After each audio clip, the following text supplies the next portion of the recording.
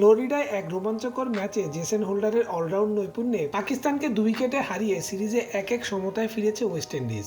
বল হাতে 4 ওভারে মাত্র 19 রানে 4 উইকেট তুলে নেন হোল্ডার। এরপর ব্যাট হাতে শেষ বলে শাহিন শাহ আফ্রিদিকে বাউন্ডারি মেরে দলকে এনে দেন জয়। টসে জিতে প্রথমে ব্যাট করে পাকিস্তান 8 উইকেটে 133 রান তোলে। শুরুতে চাপে পড়লেও সালমান আগা ও হাসান নেওয়াজের 60 রানের জুটিতে ঘুরে দাঁড়ায় তারা, কিন্তু হোল্ডারের দুর্দান্ত স্পেলে শেষ 5 ওভারে মাত্র 23 রান যোগ করতে পারে পাকিস্তান। লক্ষ্য তাড়া করতে নেমে শুরুতেই উইকেট হারায় ওয়েস্ট ইন্ডিজ। পাকিস্তানের স্পিনার নওয়াজ, সাম আইয়ুব ও সুফিয়ান মুকিম একে একে তুলে নেন 6 উইকেট। অধিনায়ক শাই হোপ ধীরে গতিতে ইনিংস খেললেও হোল্ডারের সঙ্গে গুতেকেশ মোদি ও রোমিও শেফার্ড কিছুটা লড়াই জমিয়ে তোলেন। শেষ ওভারে 8 রান দরকার থাকলেও হোল্ডার শেষ বলে ফাইন লেগ দিয়ে বাউন্ডারি মেরে নিশ্চিত করেন ওয়েস্ট ইন্ডিজের জয়। এই জয় দীর্ঘদিনের হতাশা কাটিয়ে আবারও জয়ের পথে ফিরল ওয়েস্ট ইন্ডিজ।